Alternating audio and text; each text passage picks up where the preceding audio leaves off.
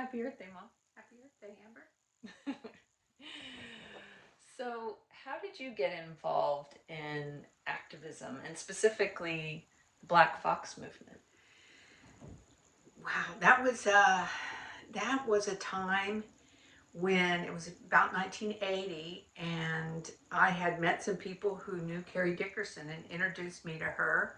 She was working in a little office off of 15th in Denver. Mm-hmm. And Carrie was so magical and so wonderful. She was like everybody's little grandmother. And she invited us in and invited us to sit down and listen to the story about how she became involved. And it pulled us in to the story. And what is that? Like, why were you guys even listening to this story? What was the story? Why get involved? What were you involved in? At that time, PSO, which is Public Service Company of Oklahoma, had decided to build a nuclear power plant. And her concern was the issue of a meltdown. And at that point, 3 Mile Island hadn't happened quite yet. But it was just on the horizon, and there was a concern that we would not have enough water to cool the core if there was a meltdown.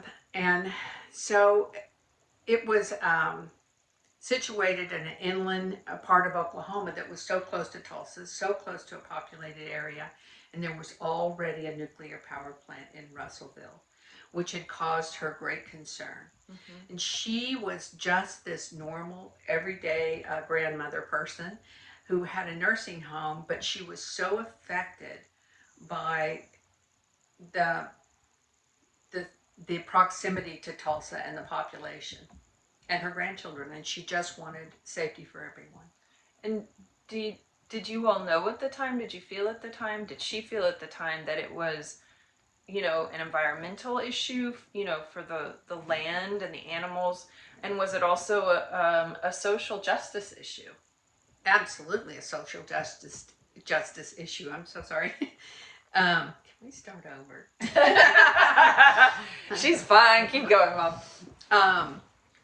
It was just such a big concern to her, mm-hmm. that we were not being educated, that we didn't have the information, that we were being kept in the dark, mm-hmm. and that they were being less than truthful.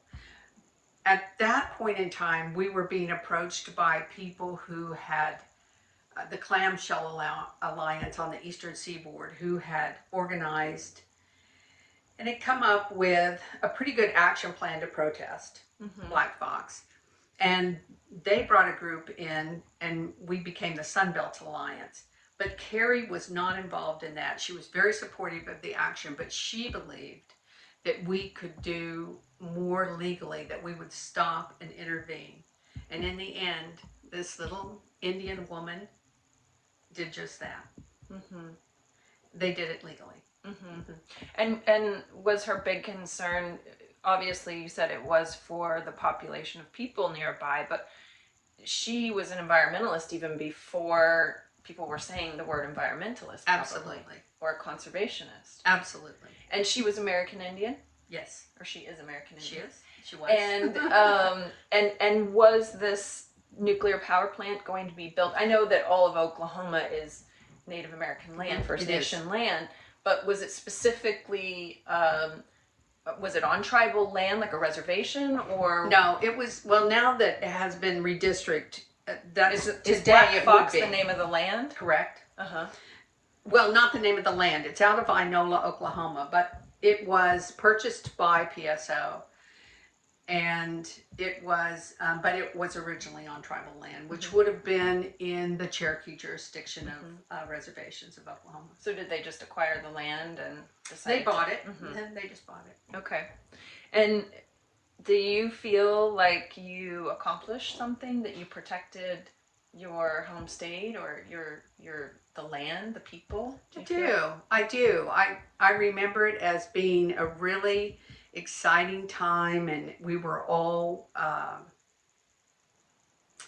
just learning so much, and learning that we weren't being told the truth about things, that they were not forthcoming in how safe we would be, and preparations for the site had already proceeded way past what they were legally actually allowed to have done, and Carrie thought that made a difference in how it would be handled in the courts, and she was right.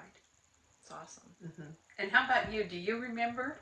I do. So what I remember is I remember being very young and being out at my grandparents' farm, and I was out there a lot, but I remember watching the news with my grandparents, and I don't know if they said it, or I know it said they said it on the news, but there was a whole group of protesters who got arrested on the site where they were going to build, and I knew that you were one of them.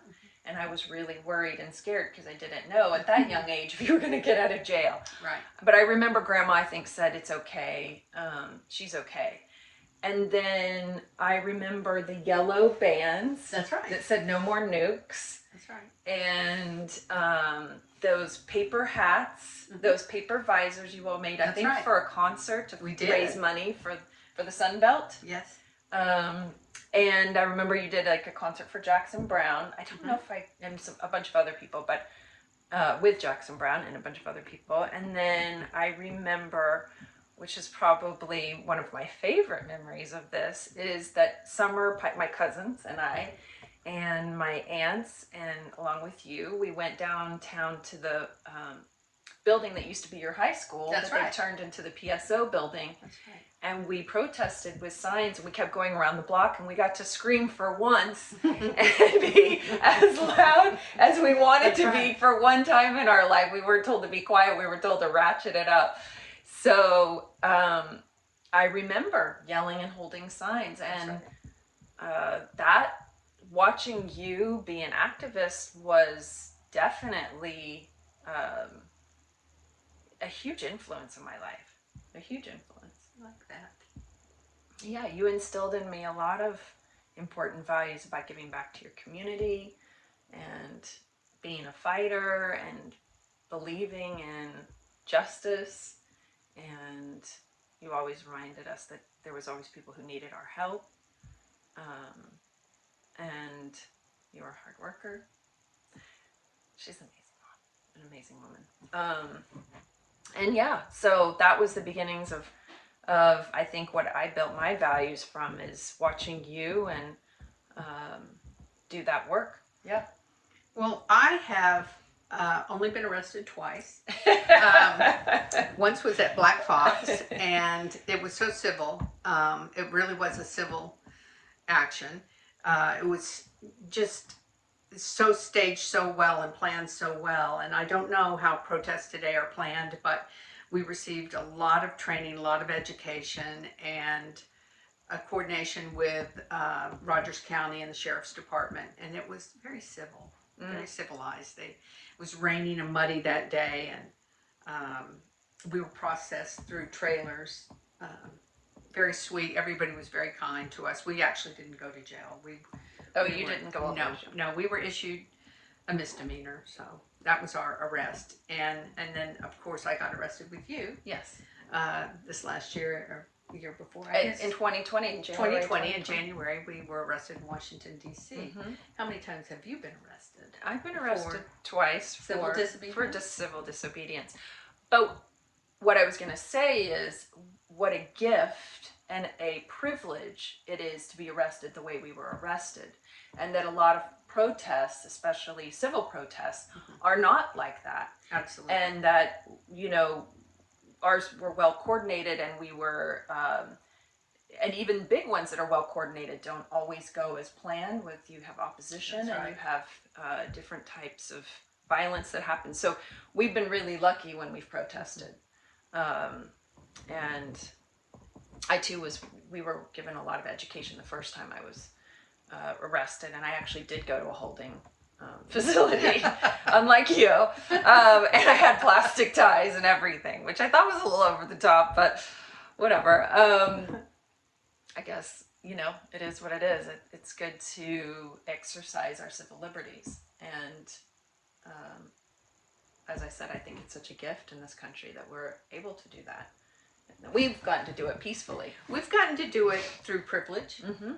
And I can't say that that's always No. been the case. No. In the last year, especially, we've seen.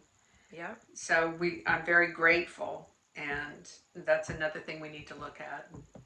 Yeah. Social justice is a big. Well, what I've learned from my journey of activism, and especially with the environmental work, is that social justice and environmental justice are intricately linked.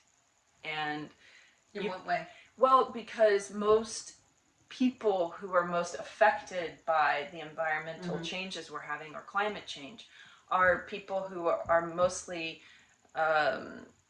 financially marginalized, communities that are marginalized. You look at what's happening, like up at Big Rock, where they've been fighting to keep the pipelines out of their land, and that's happened. Flint, Michigan, where you have a high majority of people who are below the poverty line, and that's look at Louisiana, where the water is rising and the land is sinking, and you have a lot of populations that are going to be affected more and more by the climate change. And so it is a social justice issue as much as it is about the environment. It's also about social justice. And go ahead. What I feel like you have done that I find the most interesting is that you've worked in the fashion industry for quite some time, since you were young, 15 or so. But especially the focus you've had on the industry pollution, and how much the fashion, and how we're moving towards sustainability. Where do you see us on that timeline of sustainability? Within the fashion industry? I think that we will see a huge shift. I think in regards to fashion and sustainability, I think we will see a huge shift in the next decade. I think we're going to see it across all businesses, but fashion has such an important role to play because everybody gets dressed. And textiles are everywhere, and we employ, I think, 1 out of 4 people in the world, if you start from like seed to finished product, and you count air travel and all of that, cargo travel, and we're considered the second dirtiest industry on the planet. So we have a long ways to go, but I think through innovation and creativity, and with all of the ingenuity that the fashion industry thrives from, I think we'll see significant changes and become a more circular industry. Describe what you mean by circular. So circular meaning that we won't be creating new virgin materials, that our materials will basically be either from renewable resources or completely biodegradable and go back into the system as a nutrient, or they'll literally be a fiber like this, broken down and made into a new fiber, but we won't be creating this fiber from scratch. So we'll stop using extreme amounts of water and chemicals and plastic, petrochemicals, all that stuff. And yeah, on a segue, what are these? These are something really close to my heart. These were made available to me as Maryland has been raising money for a movie for Carrie. Cool. They're doing a documentary. And Carrie was a master quilter. I remember that. She was, and she made this incredible quilt that was a windmill, but she was representing the wind blowing, the carrying of all the good things and possible contamination if anything happened. Wow. And so it was very symbolic, she told me. But these are quilts that were left over from Carrie's stock. And I was able to purchase these in an online auction. And That's super cool. And I picked them up, and all I can tell you is that they're so close to my heart, I think I can smell Carrie in them. That's so cool. I feel like I saw her quilt. Did she carry it around? No, it's on her book. It's on her book. Maybe that's how I saw it. It's on the book. But I remember that. I remember the quilting. And they're very dear to me. So thank you, Marilyn. for making these available. And I always try to call her Marilyn Oldefest, which she hasn't been Marilyn Oldefest in 30 years. But anyway, and her and Johnny are fine people. And they've done a lot of work in the community to keep Carrie's memory and spirit alive. And they just do a lot of environmental work here. Can you tell me what your top 5 things you would recommend to people who want to do something positive, and they want to make a difference? What would I do if I? So I'd say the first thing I would do is be really thoughtful about what you purchase and where you buy things. And, so if you're just talking about clothing, buy vintage, buy used, repurpose things. So, if you finish a t-shirt, you can turn it into a rag, or if you don't like those jeans anymore, cut them off and make them into shorts, or have a swap with a friend. You can rent clothing now. There's tons of ways to optimize repurposing fashion, and so we don't have to just buy things. Clothes are not disposable. You can't just throw things in the trash because they actually don't get separated. People don't understand they don't get separated. Do they break down? It takes hundreds of years, and if it's got any sort of petrochemicals in it, it takes hundreds and hundreds of years. So our little set, our studio keep jumping. So they just sit in landfill and clog landfill. So and just because you give clothing away, the problem is the more clothing you buy and then you give it away, and what ends up happening is it goes into developing countries, and it kills their market, their local economy, because their local economy would be tailors and seamstresses making dresses and suits for them, right? Whatever clothing. Right. But what happens is they get what they call I think they call it dead man's clothing. I think that's the name, because in their mind it's somebody. Why would you throw clothing away? Right. And so there's all of this, fashion abroad, and a lot of it's fast fashion. And, of course they use some of it, but a lot of it doesn't even move. So it's, that's one thing, is to think about clothing not as disposable, and how to get really long use out of what you buy. The other thing is like looking around your house and what can you change? Like, can you change light bulbs to be more efficient? Turn off lights. Don't let the water run when you're, brushing your teeth. Shut the fridge. My mom always says, shut the fridge. Be smart about the chemicals you're using in your house, because they affect you as well. And they affect the aquifer and the water system within your area. So being mindful of that. Really important to hold our government officials accountable locally, statewide. I agree. And federally. Absolutely. It doesn't matter if you're party one, it doesn't matter who it is, we still have to hold everybody accountable. And so, write to them, call them, sign petitions, because they listen, they have to listen to us.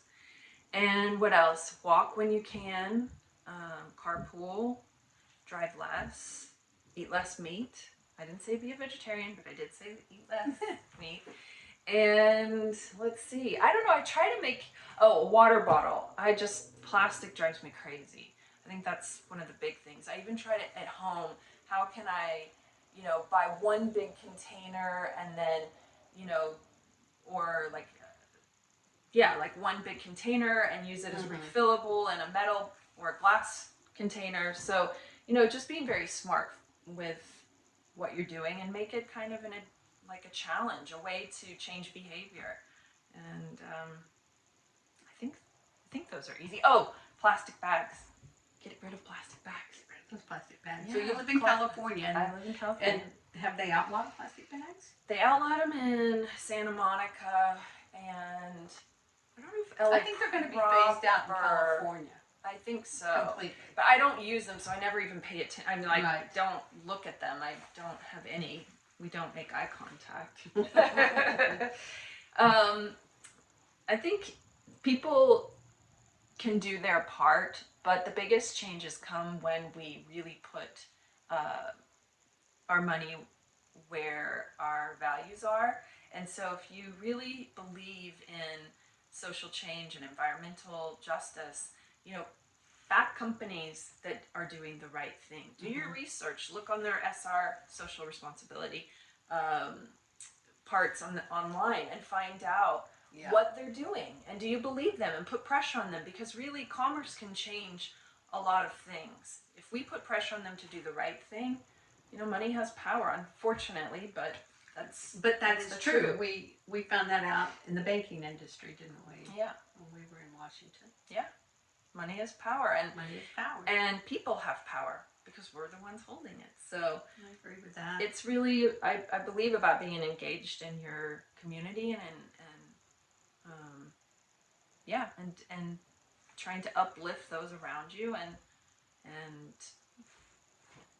you taught me. Can you speak to what you know that is coming on the market for fashion that we don't know in the labs?